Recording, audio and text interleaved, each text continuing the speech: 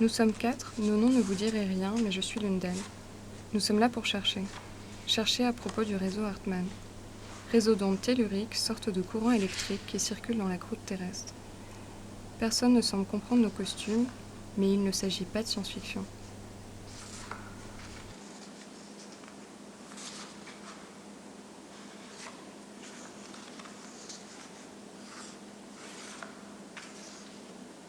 Dans le géomagnétisme, il y a l'énergie cosmique, donc le rayonnement qui vient du ciel, et le rayonnement terrestre qui s'appelle les ondes telluriques. Ouais, c'est ça. Ah, je savais pas.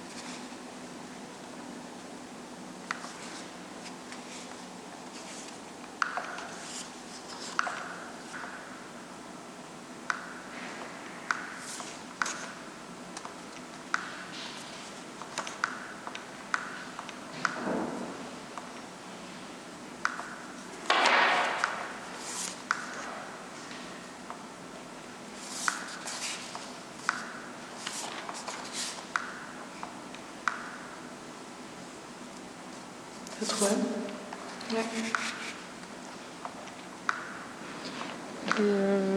C'est un peu à part, mais ce soir on peut monter de l'autre côté si vous voulez. Genre Donc plutôt ça. que de descendre, on monte. Pour la balade. Ok.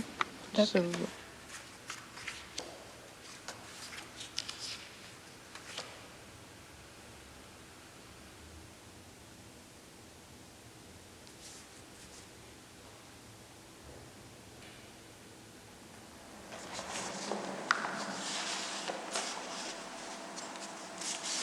Bonsoir à tous et merci d'être avec nous. Ce soir, nous avons le plaisir d'accueillir Yann Lipnik, géobiologue, bioénergéticien et auteur de plusieurs livres.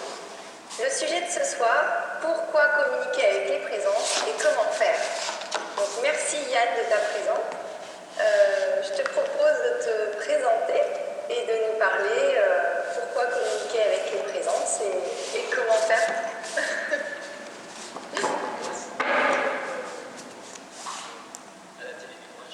On n'entend rien.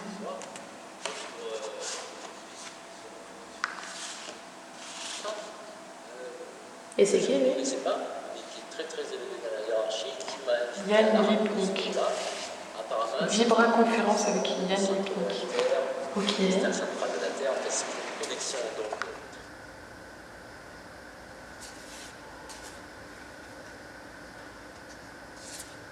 Bon, moi, les 3 baguettes que j'ai vues, c'est ça. En gros. Donc là, ça fait 4 bouts de cuivre. Comme ça, on commence peut-être dès demain matin et on pourra commencer une phase d'observation aussi de ces choses. Ouais. Parce que si on les installe, je sais pas, ne serait-ce que jeudi, Ouais. pas trop d'intérêt quoi. Un peu plus à gauche. Un peu en bas, ouais. À droite. Et je resserre ou pas? Ah ouais, un petit peu, ouais, ce serait pas mal. Ouais, là c'est bien, là. Là, c'est bon. Ouais, c'est bon. Ça fonctionne bien.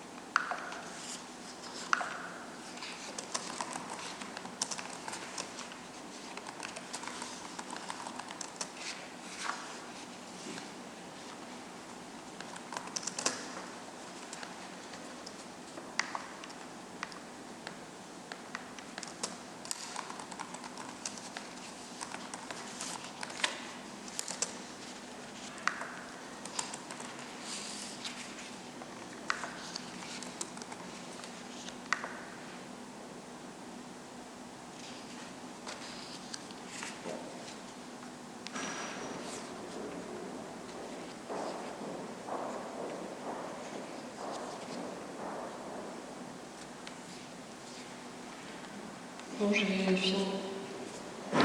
Le mail pour le géobiologue. Ouais. Tu l'as oublié? Ouais. Alors. Bonjour, nous nous intéressons au réseau Hartmann et autres forces telluriques.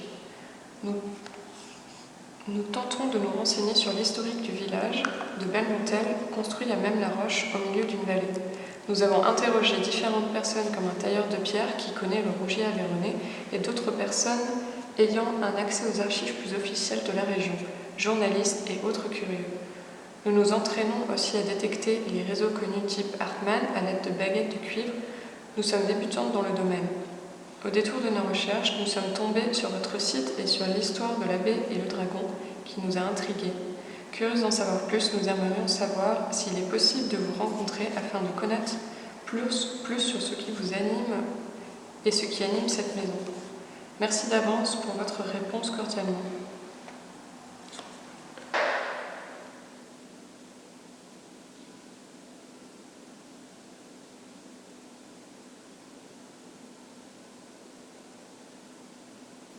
Puis au final, ce genre de choses, à chaque fois, même si c'est une espèce de démarche un peu scientifique, un peu folle, mais tu vois, c'est toujours relié à un besoin hyper primaire ou tellement.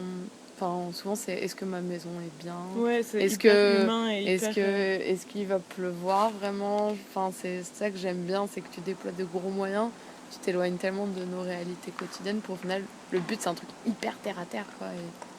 Et ça, je pense que ça peut être assez chouette.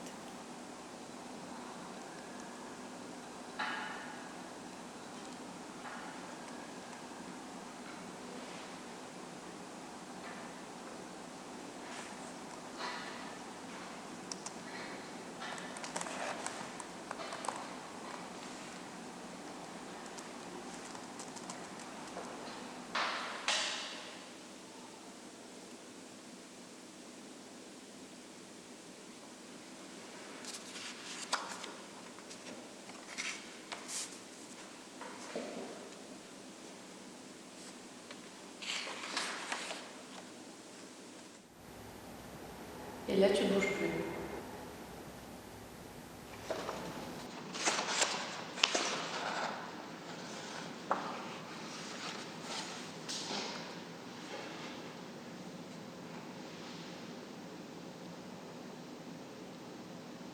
C'est marrant ce qu'ils disent dedans. Ils disent qu'en fait, le pendule il marche grâce à des pulsations. Attends, je te le lis. Les manipulations du pendule sont possibles parce que votre corps est doté de sens hypersensibles capables de capter des informations venant d'un plan subtil.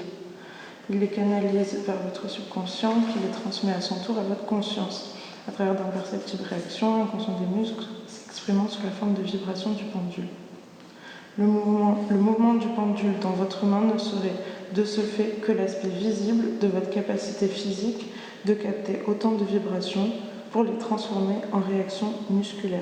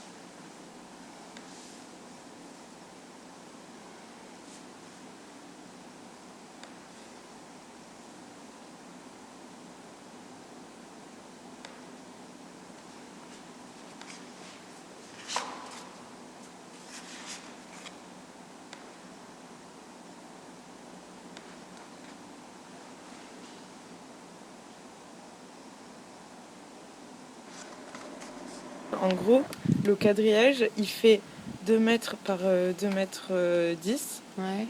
modifié par les menhirs. et autres forces telluriques et compagnie. Ok. Tu vois, c'était le dessin.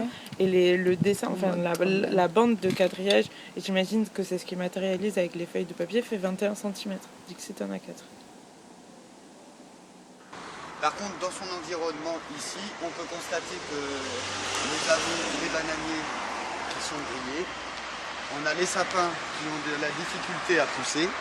Et sur toute cette zone-là, la végétation a du mal à pousser. Alors, je vais faire une recherche dans le domaine de la géobiologie, c'est-à-dire que je vais rechercher un courant tellurique.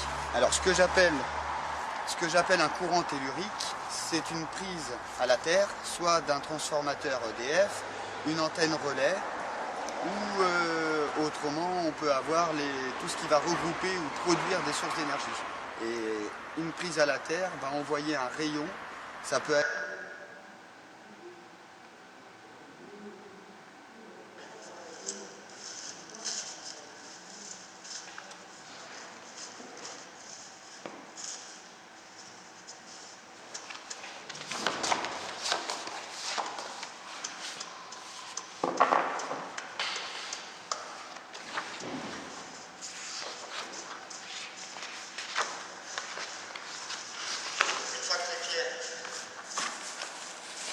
C'est marrant ça le truc avec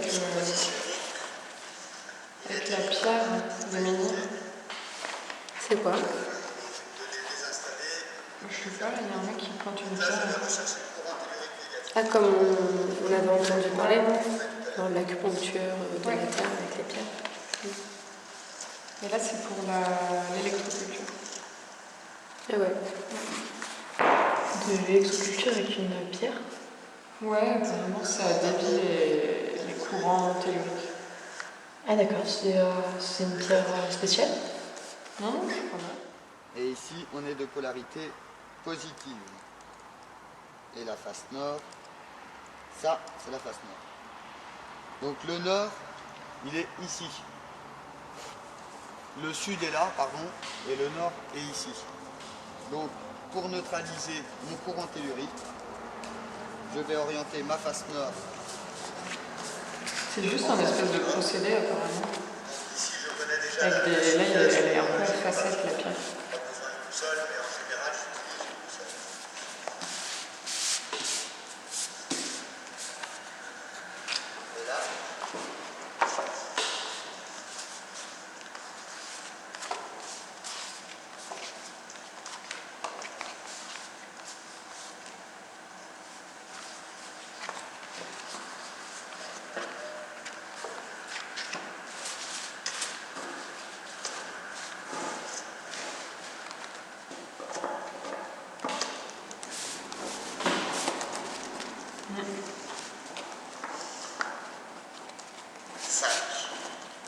Donc l'émission du rayonnement est normale.